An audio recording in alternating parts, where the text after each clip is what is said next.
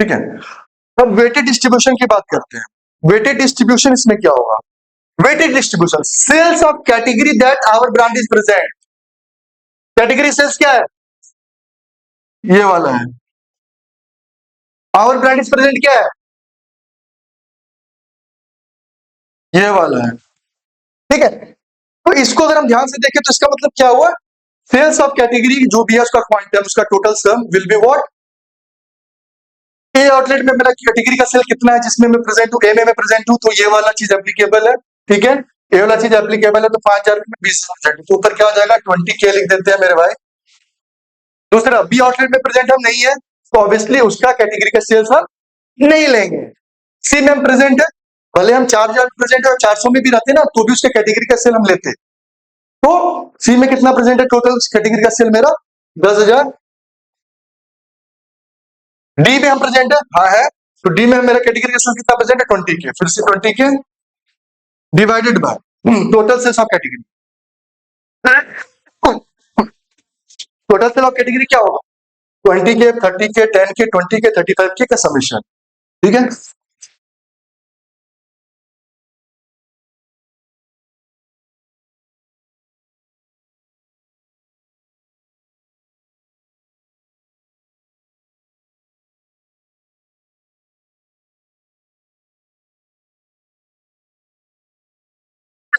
एकदम इसको एक बार अच्छे से देख लीजिए।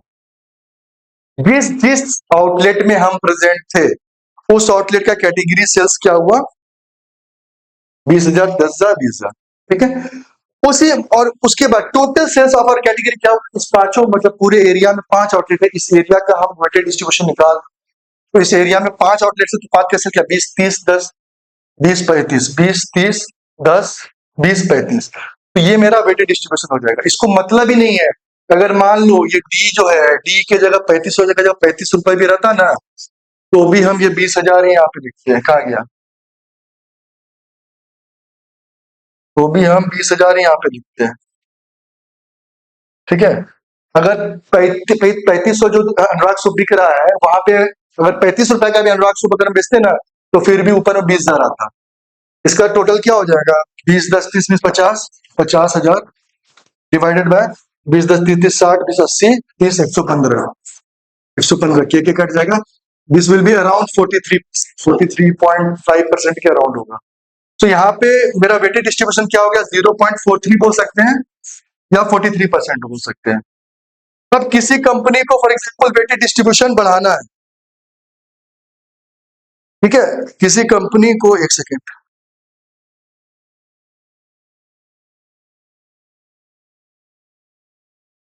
किसी कंपनी को मेरा वेटेड डिस्ट्रीब्यूशन बढ़ाना है तो हम क्या करेंगे? जो मेरा वेटेड आउटलेट्स है जहां पे 30,000 हम बेच रहे हैं वहां पे हम प्रेजेंट ही नहीं मेरे भाई। आउटलेट जो बी आउटलेट है वहां पे प्रेजेंट ही नहीं है।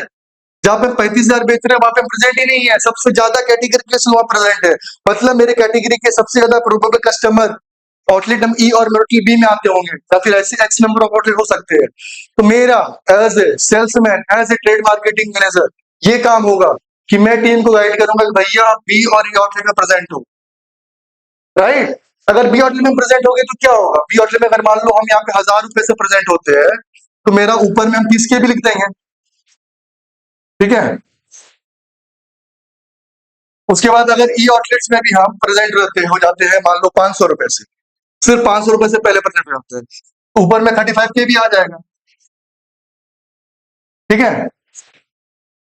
अगर हम हर एक आउटलेट प्रेजेंट रहते हैं जहां भी मेरा कैटेगरी प्रेजेंट है तो मेरा वेटेड डिस्ट्रीब्यूशन क्या होगा? 1 which is equal to 100%। Company का as a salesman, as a family, हमारा काम नहीं होना चाहिए कि हम वेटेड डिस्ट्रीब्यूशन को ज्यादा से ज्यादा बढ़ाए। And that is the reason कि हम लोग हमेशा बात करते हैं कि हमारा इको गड़बड़ाए नहीं। जो रूरल में हमारा बिलिंग एफिशिएंसी होता है सब डिवी टाउन में, हम ट्राई करते हैं कि मेरा जो आउटलेट है वो रेगुलर लेवल पर प्रेजेंट हो ताकि मेरा वेटेड डिस्ट्रीब्यूशन इंटैक्ट रह सके और मेरा मार्केट शेयर डिस्टर्ब ना हो, मार्केट शेयर मेरा डाइल्यूट ना हो, ग्रेजुअली डिक्रीज ना करे। ठीक है। So this is very much important as a sales point of view and trade marketing point of view. ठीक है।